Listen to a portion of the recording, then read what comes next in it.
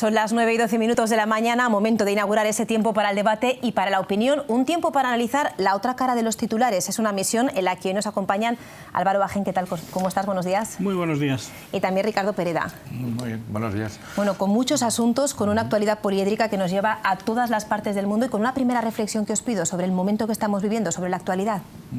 Pues parece que esta es la semana del clima, pero no sé si del clima en París o del clima preelectoral, porque llevamos una larga campaña y parece que estemos ya en campaña cuando la campaña realmente empieza el viernes, ¿no? Y esto va a marcar mucho la actualidad durante las próximas semanas. Y una pequeña reflexión de una noticia que pasa un poco más lateralmente, pero es el homenaje que le hizo ayer el rey a los judíos sefardíes.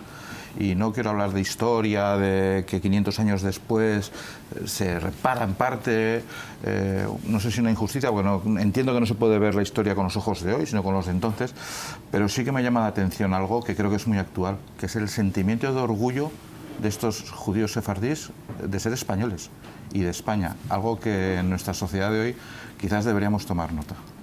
Primera reflexión de la mañana y también una foto de la actualidad, la que le pedimos a Álvaro Bajen, con todo lo que estamos viviendo, con todo lo que está pasando, con los climas, los diferentes climas que se viven, como decía pues Ricardo. Por lo mismo hay distintas palabras clave, ¿no? Porque tenemos el cambio climático, tenemos a Bengoa, tenemos Turquía, Rusia y tenemos todo el tema del petróleo. Primera reflexión. Hay grandes inversiones en el petróleo que quieren amortizar las grandes empresas y ya no se puede amortizar.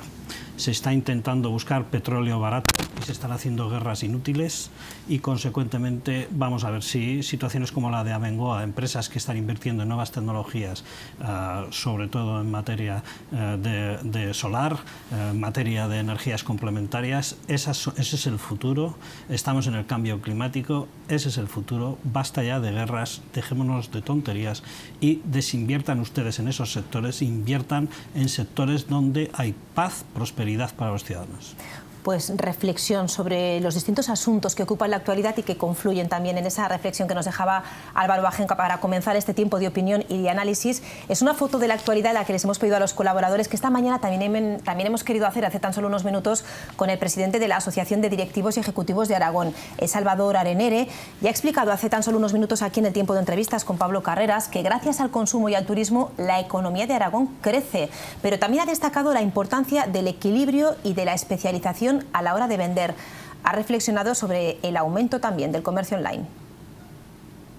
La clave es que hay una tendencia creciente al comercio online. Y el comercio online no deja ni empleo ni un euro en los territorios, ni en las ciudades, ni en las comunidades autónomas, porque los centros logísticos están fuera de Aragón.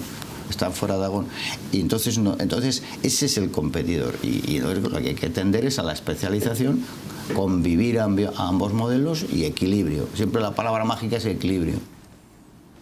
Bueno, pues otra foto de la actualidad, en este caso la del comercio, la del desarrollo y la situación a la que vamos, que es de alguna manera lo que se quiere analizar en este foro de directivos y de ejecutivos que va a reunir a unas 1.200 personas en Zaragoza a partir del próximo jueves. Bueno, se habla de equilibrio, pero sobre todo en este caso de formatos comerciales, pues que habría que preguntarle a veces al pequeño comercio si considera, de Zaragoza, si considera que ha habido equilibrio en las últimas décadas en Zaragoza entre estos formatos antes de la irrupción masiva del comercio electrónico, ¿no? Respecto a la convención, yo creo que siempre es bueno pararse, reflexionar y más de la mano de asociaciones, ¿no? Yo creo que necesitamos mucho tejido asociativo, muchas referencias, eso articula la sociedad y conduce y vehicula los debates, porque si no los debates pueden ser más eruptivos y no son buenos, ¿no? Yo creo que un debate canalizado, ordenado, va a ser mejor para un poco vislumbrar lo que...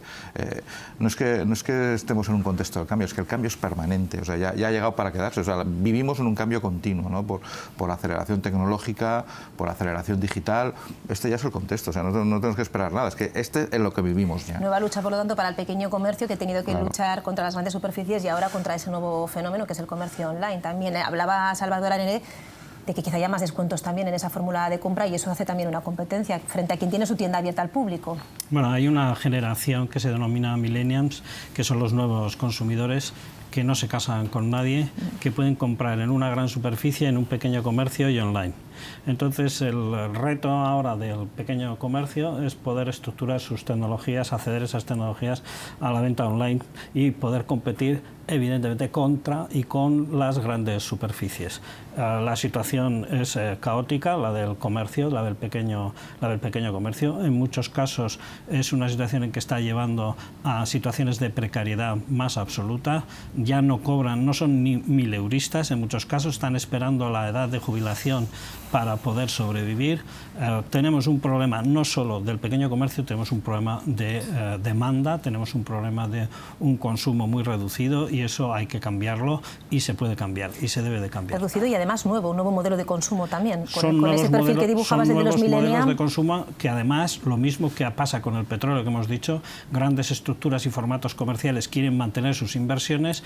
Yo creo que esas grandes inversiones no van a poder amortizarse, y hay que cambiar hacia unos modelos más abiertos. El comercio online en el pequeño comercio es una posibilidad y un elemento disruptivo para el pequeño comercio frente a las grandes superficies. Que casen ambas opciones. ¿Y la especialización también?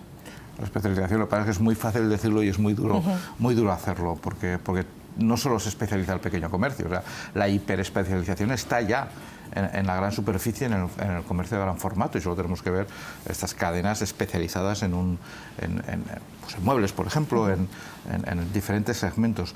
Sí que hay una tendencia llamativa que empieza a producirse fuera de España, y algo en España, que es la vuelta de la gran superficie al centro de las ciudades. Claro. Y esto es significativo, pero es muy significativo, porque al final, ¿dónde está la vida? Claro. Y parece que las nuevas generaciones se van dando cuenta que no solo está en ir a un centro comercial fuera de los centros urbanos, donde todo puede ser más artificial, parece que está volviéndose al centro de la ciudad. Yo quería introducir un elemento. En UPTA nosotros desde hace 5 años hemos testeado un producto, no lo voy a decir, son 6 detallistas vendiendo online a través de La Veloz en casa. Funciona, tú puedes comprar el domingo a un detallista del Mercado Central y el lunes te lo van a servir. Es decir, ese formato de venta online es perfectamente posible en el pequeño comercio. Simplemente hay que encontrar estructuras procomunes y que funcionen.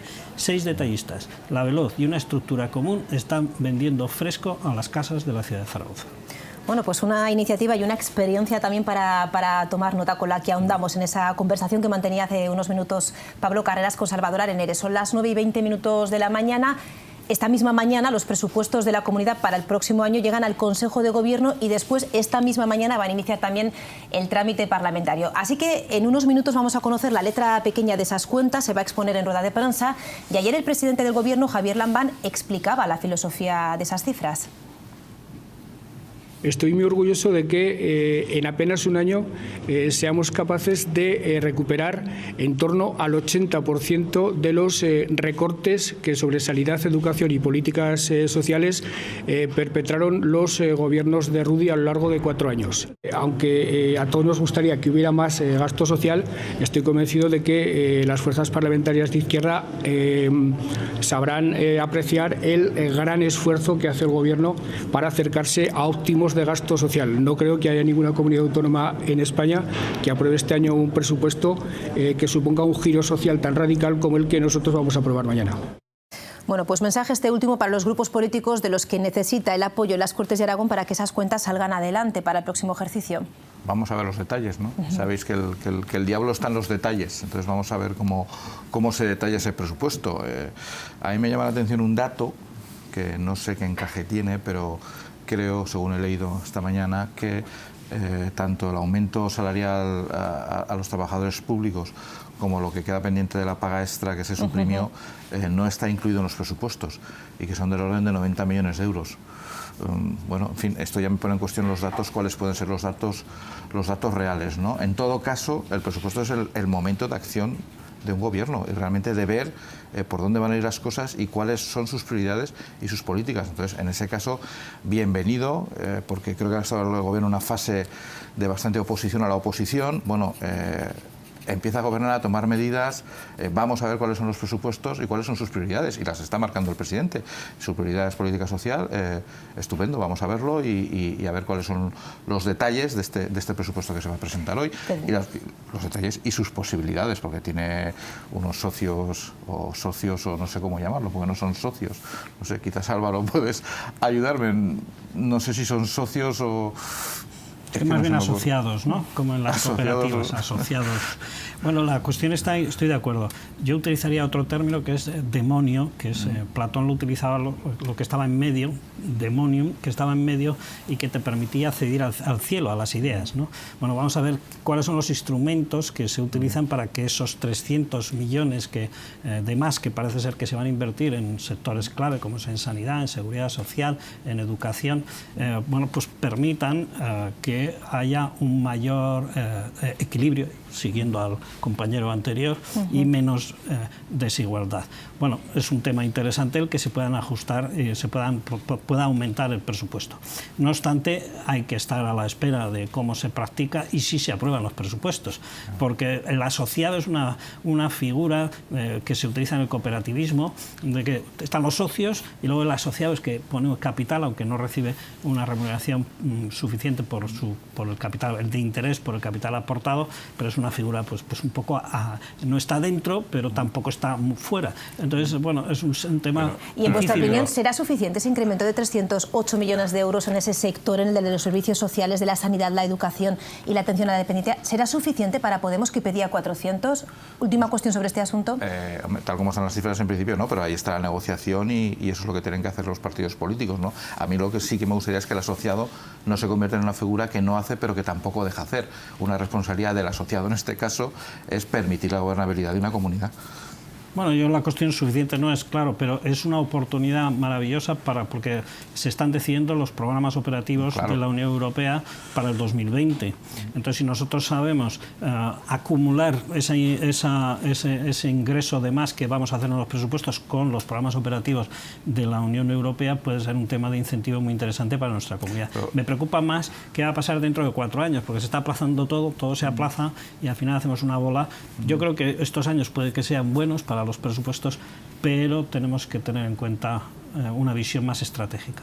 Entiendo que la responsabilidad de un partido en este caso no es conseguir lo mejor para su segmento de votantes, sino que su responsabilidad es conseguir lo mejor para el conjunto de la sociedad. Esto es así. Y en un tiempo que apremia también, porque tendría que haber presupuestos para el próximo ejercicio. Está claro, parece claro que no podrá ser el 1 de enero, y además es que hay unas elecciones que pueden cambiar mucho las cosas. Claro, pero esto yo entiendo que ya, además de los plazos legales que puede llevar, es un tema de voluntad política de hacerlo cuanto más rápido mejor, y entiendo que también que los propios presupuestos, cuando un gobierno los presenta, se deja cierto margen de flexibilidad de negociación con quien tiene que apoyarte, pero así como puede haber flexibilidad por parte del gobierno, entiendo que por parte de, es que me gusta esta figura del asociado, por parte de los asociados tiene que haber responsabilidad para facilitar el gobierno.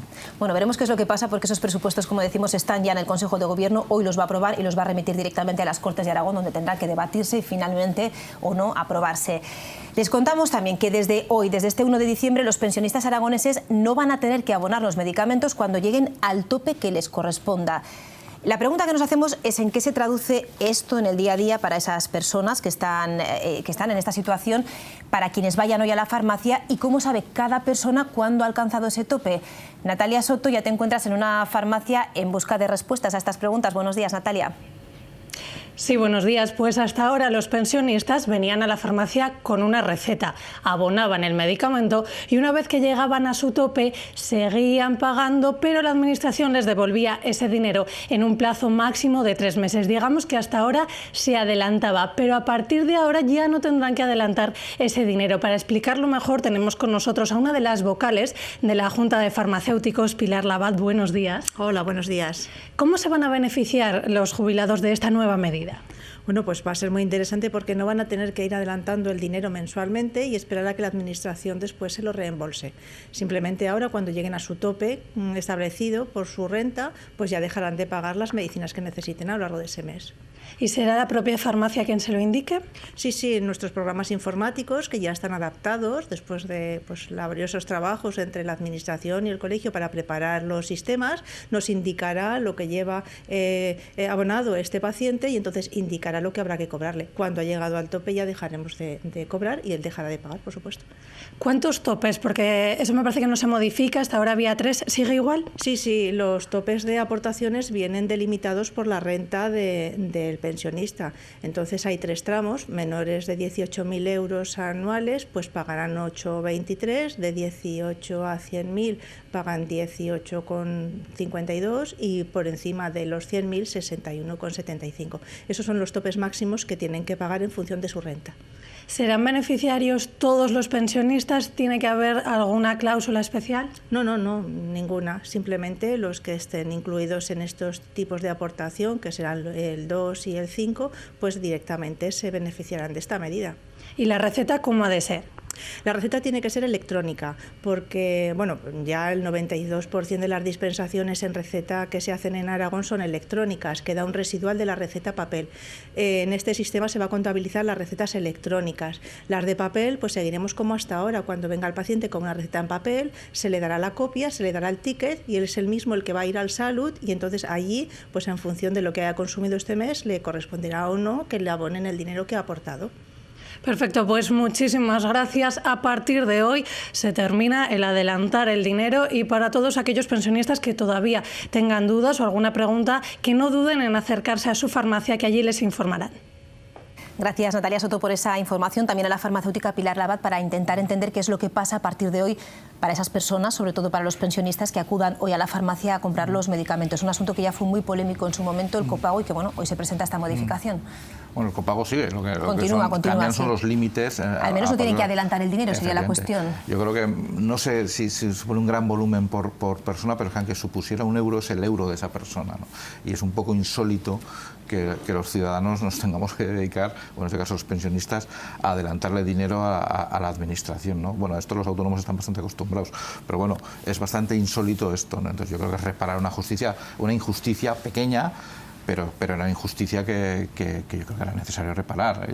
Insisto, no sé qué volumen puede suponer por persona, supongo que habrá algún caso puntual que es mucho dinero, a lo mejor no era demasiado dinero para la mayoría de la gente, pero es que aunque sean €1, es que es el euro de esa persona y más en el caso de un pensionista.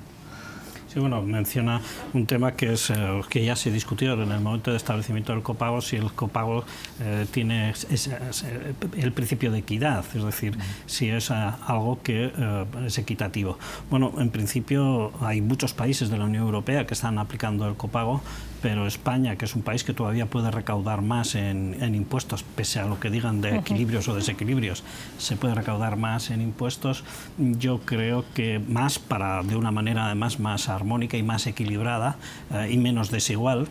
Entonces la cuestión está en que yo creo que el copago habría que eliminarlo. Ahora bien, si ahora hacemos que paguen menos, pues mucho mejor. Pero mi opinión es que hay que eliminar el copago. Todo nos lleva de nuevo a la campaña porque seguro que es un asunto que va a estar en los programas electorales y en los debates. Evidentemente, porque en el debate fundamentalmente lo que está... Mira, hay un tema que yo hoy quería comentarlo por encima solo.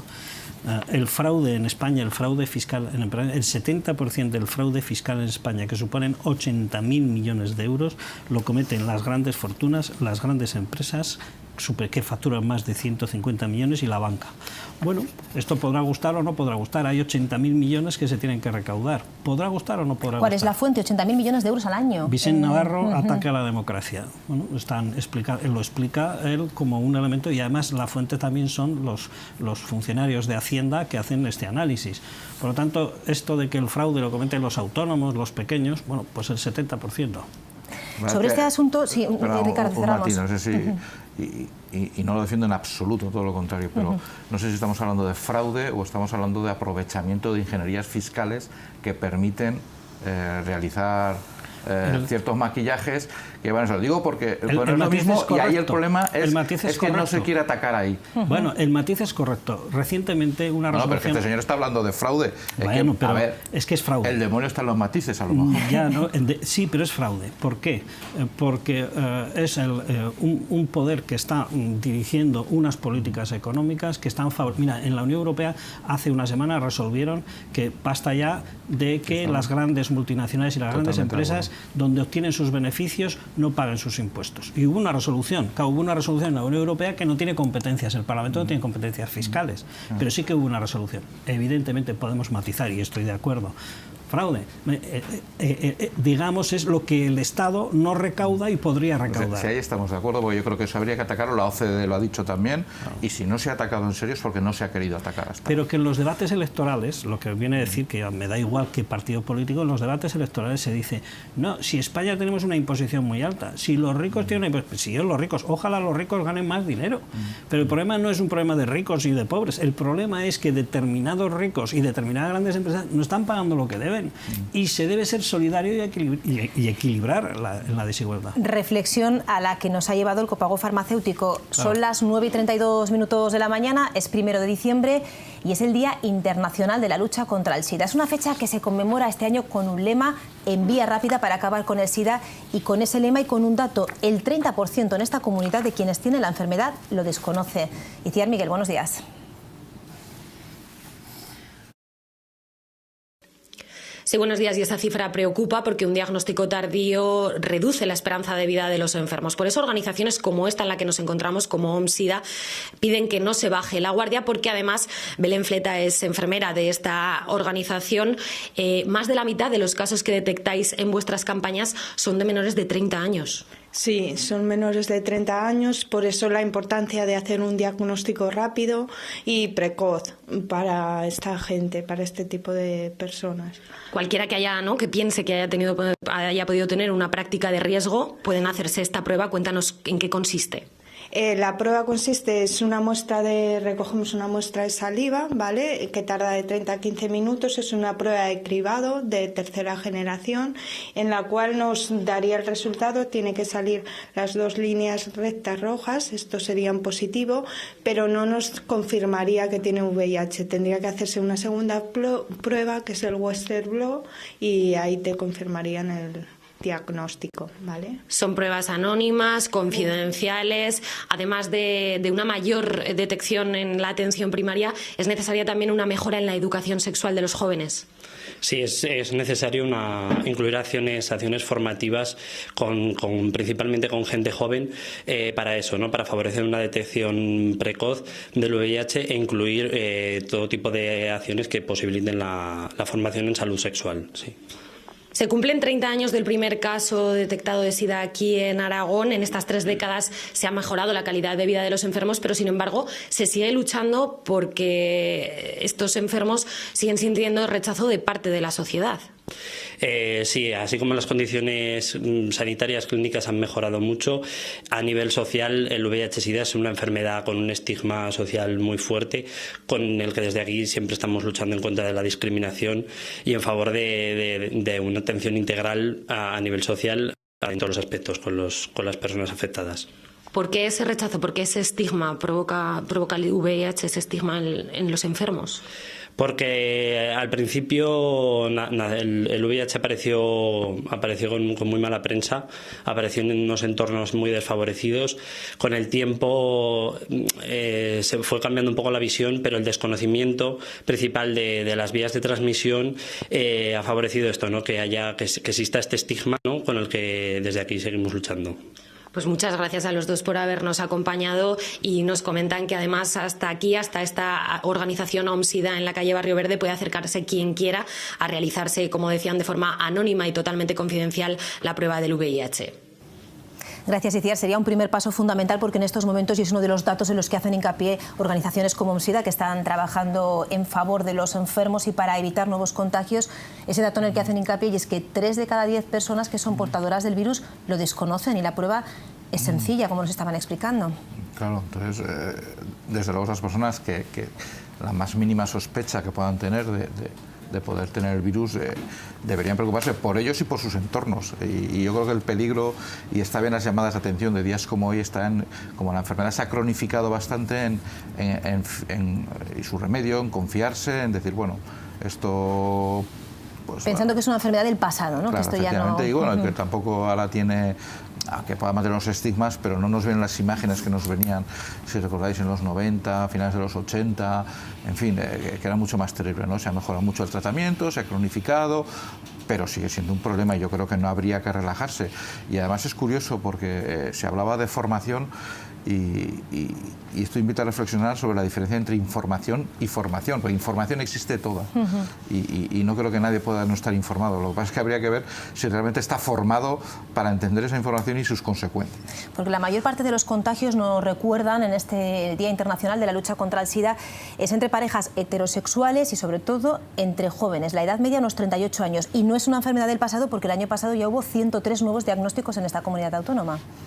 Bueno, vamos a ver, voy a ser moderado en mi manera de hablar, porque yo soy autónomo y pienso solo, me suele pasar. ¿Qué quiere decir con eso? Vamos a ver,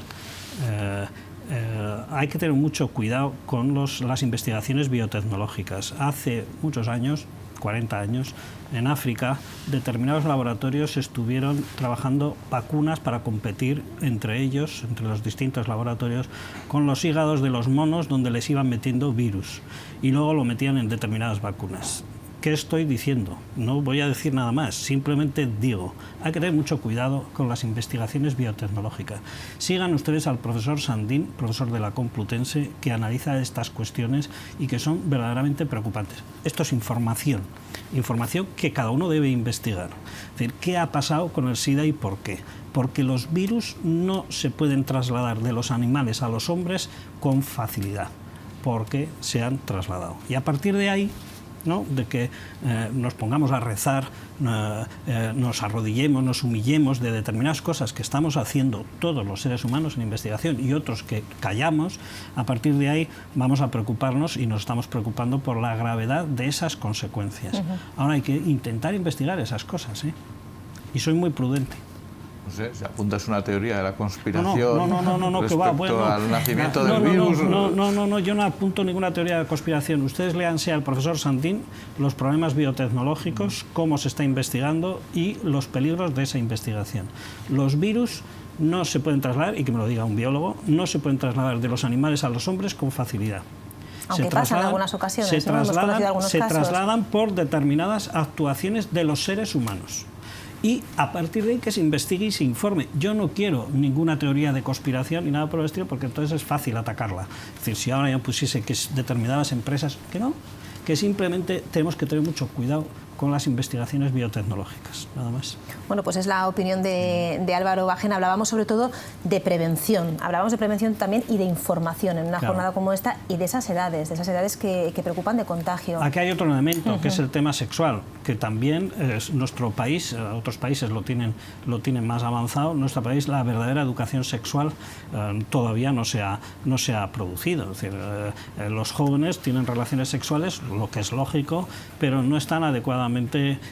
Dirán que los colegios informan, etcétera, etcétera. Yo creo que hay que interactuar más con el joven, no solo darle una clase de cómo ponerse un preservativo, etcétera, etcétera. Hay que interactuar con el joven en el colegio y de sus problemas y de los problemas que tiene, ya había un psiquiatra como Wilhelm Reis, hablaba de la plaga emocional, que al final la represión lo único que produce es mala leche. Y entonces a los jóvenes tienen que tener relaciones sexuales libres, pero esas relaciones sexuales de los jóvenes tienen que estar interactuadas por los mayores explicando las consecuencias en muchos casos. Los mayores en la escuela y también en la familia, en casa. Evidentemente se debe dialogar, conocer, no solo informarse, insisto, sino formarse. Sí que hay un aspecto que quizás se está olvidando hoy en este Día Internacional del SIDA, que es la dimensión del tercer mundo, ¿no?, donde están. El problema es realmente ahí sí es que es mucho más grave que aquí y no van a tener acceso a medicamentos y tratamientos como los que existen en las sociedades más ricas, y yo creo que eso es un problema porque en algunos países se está diezmando la población y a veces además la población más joven, y yo creo que eso es dramático y lo olvidamos. Sí, no, además eso es un tema preocupante, pero no solo por los medicamentos. Yo creo que la falta de alimentación, es decir, produce menos anticuerpos. Es decir, los virus y las bacterias, nuestro cuerpo, profesor Sandín, está lleno de bacterias y virus. Tenemos kilos de bacterias y virus. Es decir, nosotros no cogemos la gripe porque viene de fuera, sino porque perdemos esos anticuerpos de autodefensa, que son además bacterias y virus. Es decir, hay colonias de bacterias y virus en nuestro cuerpo. ¿Qué es lo que ocurre? Que en África, al no tener una adecuada alimentación, no hay una adecuada defensa y no hay anticuerpos. Entonces es un problema de la pobreza. La pobreza es una desgracia para el ser humano. Pues reflexión, hablábamos del Día Internacional del SIDA, de la lucha contra esta enfermedad, de lo que pasa aquí y también de lo que pasa en otras partes del mundo, como apuntaba Ricardo Pereda. Gracias, Ricardo, por habernos acompañado esta mañana. Gracias también, Álvaro, por haber estado aquí con nosotros. Bueno, pues hasta aquí el análisis y ahora vamos con los deportes.